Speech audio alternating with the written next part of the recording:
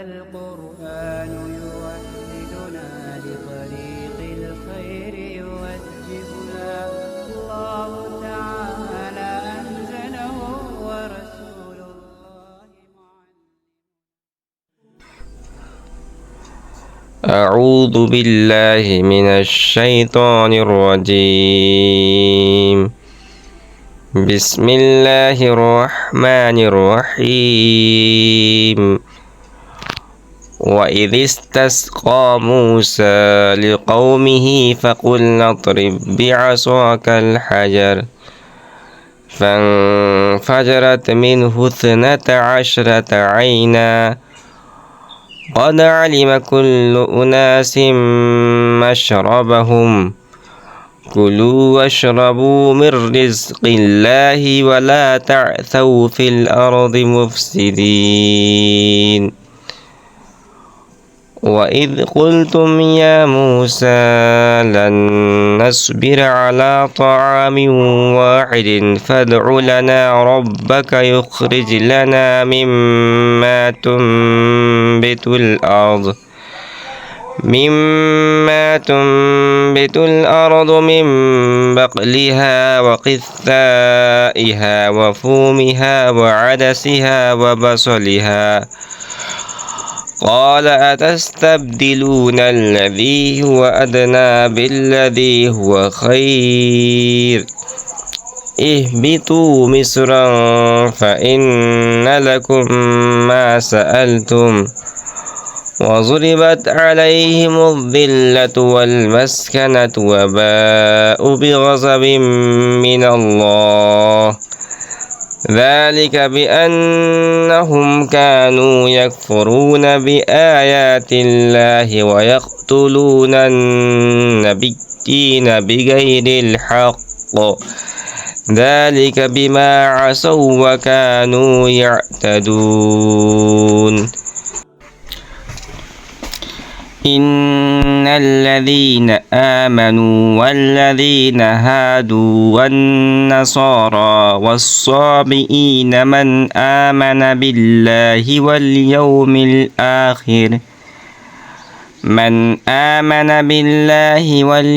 الآخر وعمل صالحا فلهم أجرهم عند ربهم ولا خوف عليهم ولا هم يحزنون. وإذ أخذنا ميثاقكم ورفعنا فوقكم الطور خذوا ما آتيناكم بقوة واذكروا ما فيه لعلكم تتقون. ثم توليتم من بعد ذلك فلولا فضل الله عليكم ورحمته لكنتم من الخاسرين. ولقد علمتم الذين اعتدوا منكم في السبت فقلنا لهم كونوا قردة خاسئين فجعلناها نكالا لما بين يديها وما خلفها وموعظة للمتقين. وإذ استسقى موسى لقومه فقلنا اضرب بعصاك الحجر.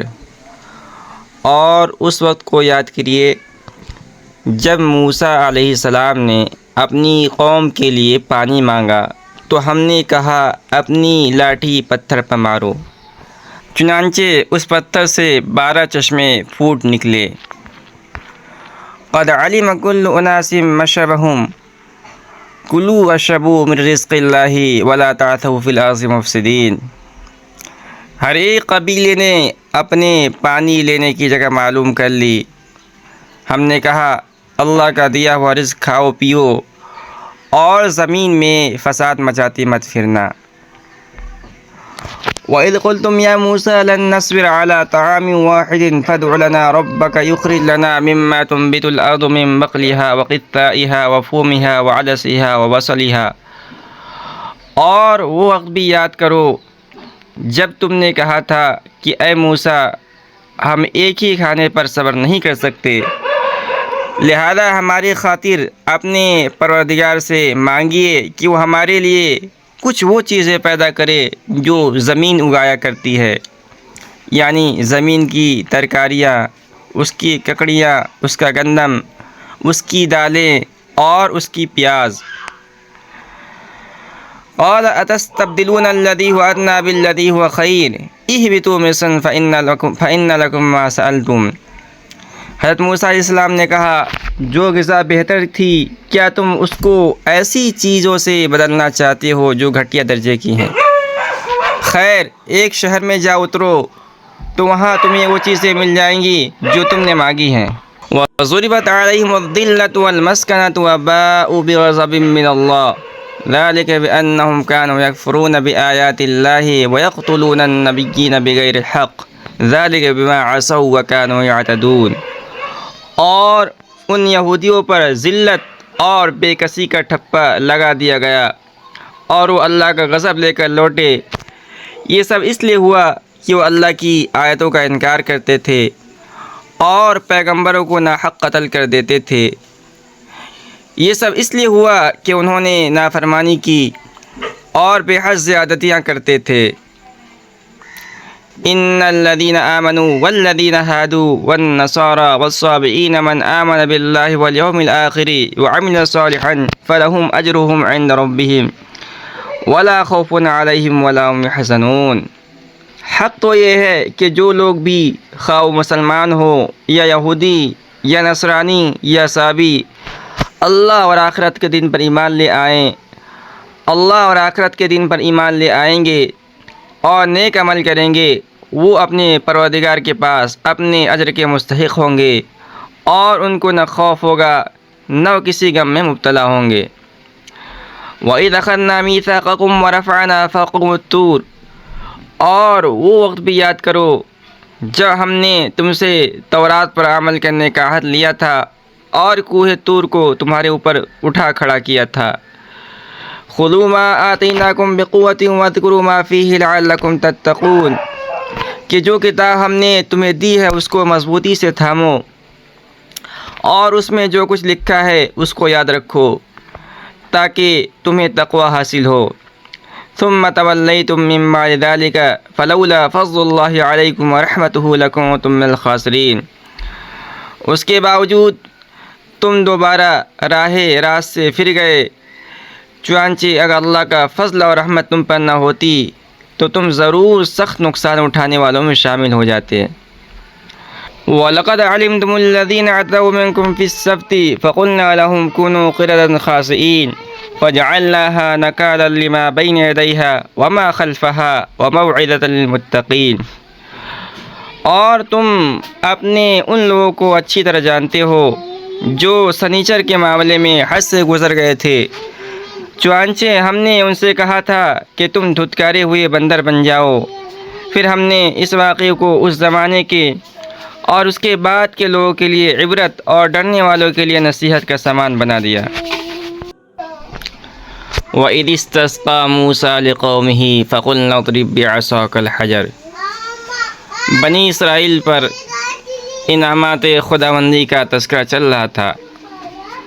انہی انعامات میں سے یہ ہے کہ جب بنی اسرائیل میدان تی کے اندر محصور تھے تو وہاں پانی کا کوئی انتظام ان کے لیے نہیں تھا جس سے وہ اپنی ضرورتوں کو پورا کر سکیں۔ چنانچہ انہوں نے حضرت موسیٰ علیہ السلام سے پانی کے لیے دعا کرنے کی درخواست کی۔ حضرت موسیٰ علیہ السلام نے بارگاہ الہی میں دعا فرمائی کہ اللہ ان کے لیے پانی کے چشمے جاری فرما۔ باری تعالیٰ نے حضرت موسیٰ علیہ السلام کو حکم دیا کہ تم اپنی عصا کو پتھر پہ مارو، چنانچہ بطور معجزہ پتھر سے 12 چشمے پھوٹ پڑے۔ بنی اسرائیل چونکہ حضرت یعقوب علیہ السلام کی اولاد میں سے ہیں اور حضرت یعقوب علیہ السلام کے 12 بیٹے تھے۔ ہر بیٹے کی اولاد ایک مستقل قبیلہ بن چکی تھی، اور اس طرح بنی اسرائیل 12 قبیلوں میں تقسیم ہو گئے۔ باری تعالیٰ نے ہر قبیلے کے لیے الگ الگ چشمہ جاری فرمایا تاکہ کوئی الجھن پیش نہ آئے۔ اس کے بعد ان الذین آمنوا والذین ہادوا والنصارى والصابئین الآیہ۔ ان آیات کے اندر باری تعالیٰ نے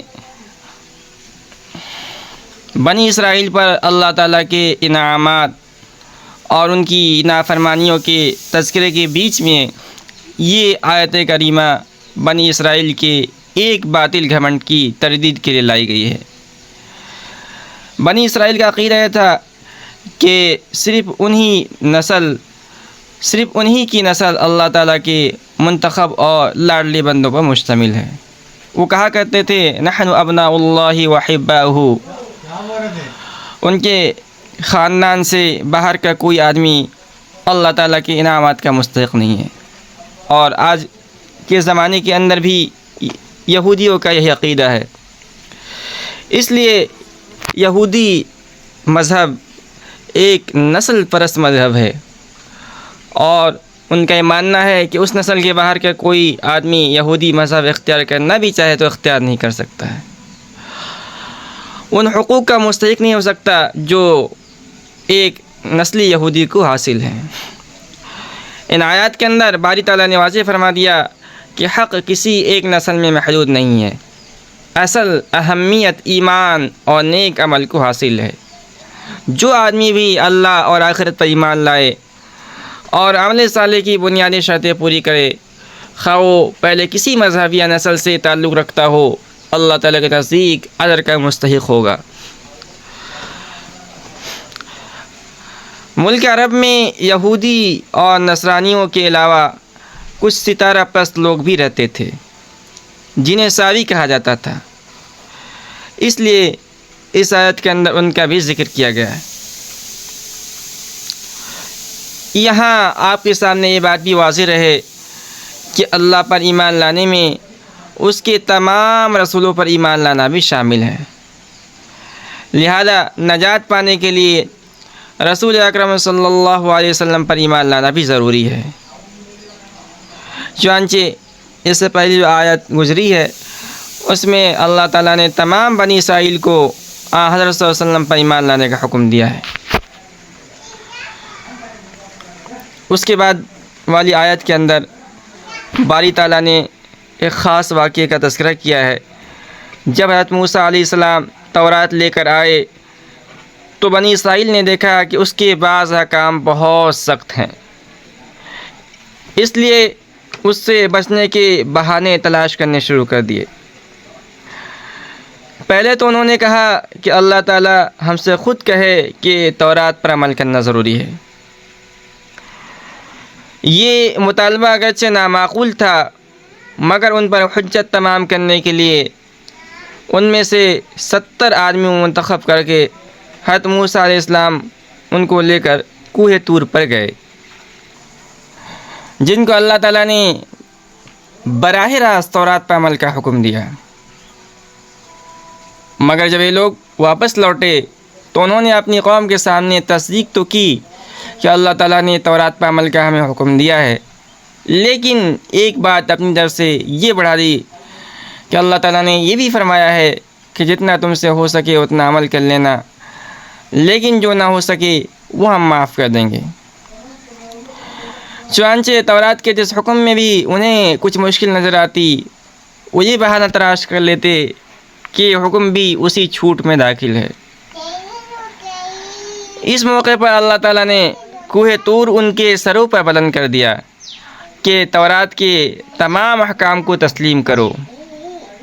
جب انہیں اندیشہ ہوا کہ کہیں پہاڑ ان پر گرا نہ دیا جائے، تب ان لوگوں نے تورات کو ماننے اور اس پر عمل کرنے کا عہد کیا۔ اس آیت میں اسی واقعے کی طرف اشارہ ہے۔ کوہ طور کو ان کے سروں پر بلند کرنے کی یہ صورت بھی ممکن ہے کہ پہاڑ کو اپنی جگہ سے ہٹا کر ان کے سروں پر معلق کر دیا گیا ہو، جیسا کہ حافظ بن جریر رحمۃ اللہ علیہ نے متعدد تابعین سے نقل کیا ہے، اور ظاہر ہے کہ اللہ تعالیٰ کی قدرت سے کچھ بعید نہیں ہے، اور یہ بھی ممکن ہے کہ کوئی اور ایسی صورت پیدا فرما دی گئی ہو کہ ان لوگوں کو ایسا محسوس ہوا ہو کہ پہاڑ ان پر آ گرے گا۔ مثلا کوئی زلزلہ آ گیا ہو جس سے انہیں ایسا لگے کہ پہاڑ گرنے والا ہے۔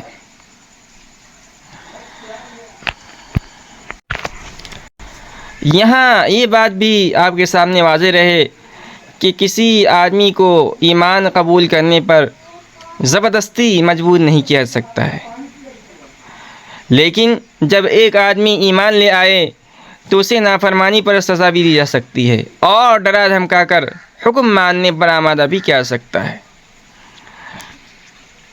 بنی اسرائیل چونکہ ایمان پہلے ہی لا چکے تھے، اس لیے اللہ رب العزت نے ان کو عذاب سے ڈرا کر فرما برداری پر آمادہ کیا۔ اس کے بعد ایک اور آیت کے اندر ہے وَلَقَدْ عَلِمْتُمُ الَّذِينَ اعْتَدَوْا مِنْكُمْ فِي السَّبْتِ فَقُلْنَا لَهُمْ كُونُوا قِرَدَةً خَاسِئِينَ۔ اس آیت کے اندر بھی ایک خاص واقعے کا ذکر ہے جو بنی اسرائیل سے متعلق ہے۔ سبت سنیچر کو عربی اور عبرانی زبان میں سبت کہا جاتا ہے، اور یہ یہودیوں کے لیے ایک مقدس دن تھا جن میں ان کے لیے معاشی سرگرمیاں ممنوع تھی۔ یہاں جن یہودیوں کا ذکر ہے وہ غالباً وہ یہودی لوگ ہیں جو حضرت داؤد علیہ السلام کے زمانے میں تھے۔ جس واقعے کی طرف اشارہ ہے اس واقعے کی تفصیل یہ ہے کہ کسی سمندر کے کنارے یہ یہودی لوگ رہا کرتے تھے اور مچھلیاں پکڑ کر اپنا گزر بسر کیا کرتے تھے۔ چونکہ سنیچر کے دن مچھلیاں پکڑنا ان کے لیے ممنوع اور ناجائز تھا، اس لیے شروع میں انہوں نے اس حکم کو مانا اور اس پر عمل کرتے رہے، اور اس کے بعد انہوں نے کچھ ہیلے کر کے اس حکم کی خلاف ورزی کرنی چاہیے۔ مفسرین نے لکھا ہے کہ وہ یہ کیا کرتے تھے کہ سنیچر کے دن جو مچھلیاں قریب آ جاتی تھی ان کو گھیر کر چھوڑ دیا کرتے تھے، اور پھر دوسرے دن اتوار کو ان کا شکار کر لیا کرتے تھے، اور کچھ دن تو انہوں نے یہی اس طرح کے ہیلے سے مچھلیوں کو شکار کیا، اور بعد میں کھلم کھلا مچھلیاں پکڑنا شروع کر دی، یعنی کھلم کھلا اللہ تعالیٰ کے حکم کی نافرمانی شروع کر دی۔ ان یہودیوں میں جو نیک لوگ تھے انہوں نے سمجھایا مگر وہ باز نہ آئے، اور جب وہ اس گناہ پر اصرار کرنے لگے تو باری تعالیٰ نے ان پر اپنا عذاب مسلط کیا اور ان کی صورتوں کو مس کر کے انہیں بندر بنا دیا۔ اس واقعے کی پوری تفصیل سورہ اعراف کے اندر آ رہی ہے۔